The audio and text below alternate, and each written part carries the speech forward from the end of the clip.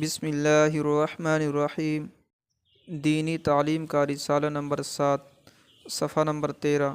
فرشتے، تم سمجھتے ہو کہ خدا نے بس وہی چیزیں پیدا کی ہیں جو تمہاری نظر کے سامنے ہیں، لیکن حقیقت یہ ہے کہ خدا کی مخلوق میں سے بہت تھوڑی چیزیں ہماری نظروں کے سامنے ہیں۔ کچھ مخلوق ایسی ہے جس کا ذکر لوگوں سے سنتے ہیں یا کتابوں میں پڑھتے ہیں۔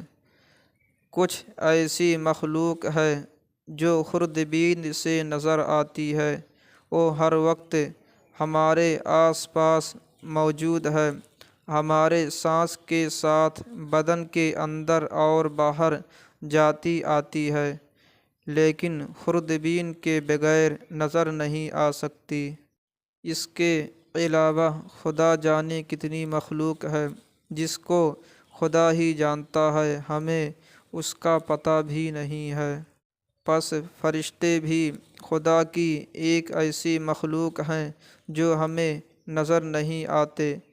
خدا کے پاک اور سچے بندوں نے، اللہ کے تمام نبیوں اور رسولوں نے، خدا کو ماننے والے تمام ولیوں اور بزرگوں نے ان کا ذکر کیا ہے، ان کی صفتیں بیان کی ہیں۔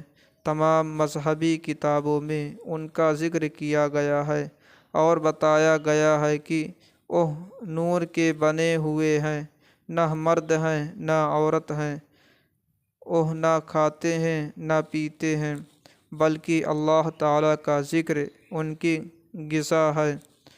وہ سب اللہ تعالیٰ کے بڑے فرما بردار ہیں، اس کے حکم کی خلاف ورزی نہیں کر سکتے، وہ گناہوں سے پاک ہیں، ان میں گناہ کرنے کی طاقت ہی نہیں۔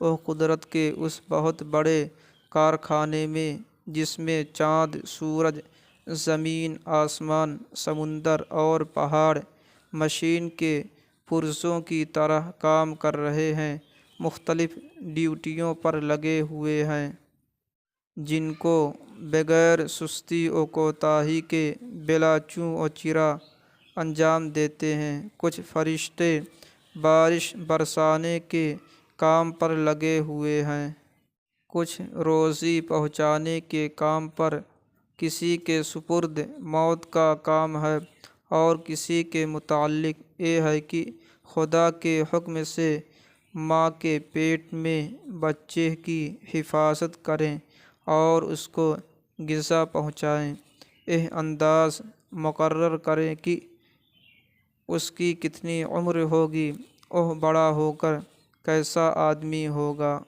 کچھ فرشتوں کا کام یہ ہے کہ جو کچھ انسان کرتا رہے وہ اس کو لکھتے رہیں، اور کچھ فرشتوں کا صرف یہ کام ہے کہ وہ خدا کا ذکر کرتے رہیں، اور جہاں خدا کا ذکر ہو اس کو سنتے رہیں۔ غرض دنیا میں جو کچھ تمہارے سامنے آتا ہے، فرشتوں کی پوشیدہ طاقت خدا کے حکم سے اس کے پیچھے کام کرتی رہتی ہے۔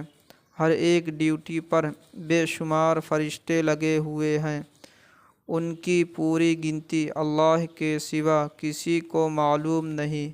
بڑے بڑے فرشتے 4 ہیں جن کے کام اور نام یہ ہیں۔ نمبر 1، حضرت جبرائیل علیہ السلام، جو خدا کا پیغام نبیوں تک پہنچاتے رہے۔ نمبر 2، حضرت میکائیل علیہ السلام، بارش اور روزی پہنچانے کا کام ان کے سپرد ہے۔ نمبر 3، حضرت عزرائیل علیہ السلام، موت کا کام ان کے سپرد ہے۔ نمبر 4، حضرت اسرافیل علیہ السلام، قیامت کے دن سور پھونکیں گے۔ استاد صاحب تقریر فرما رہے تھے کہ حامد نے سوال کیا، حضرت اللہ تعالیٰ کی قدرت تو یہ ہے کہ جب وہ کوئی کام کرنا چاہتے ہیں تو فرما دیتے ہیں ہو جا، وہ ہو جاتا ہے، پھر فرشتوں کی کیا ضرورت ہے؟ استاد صاحب، بے شک تمہارا سوال صحیح ہے۔ اللہ تعالی جب چاہتے ہیں اسی طرح کر دیتے ہیں۔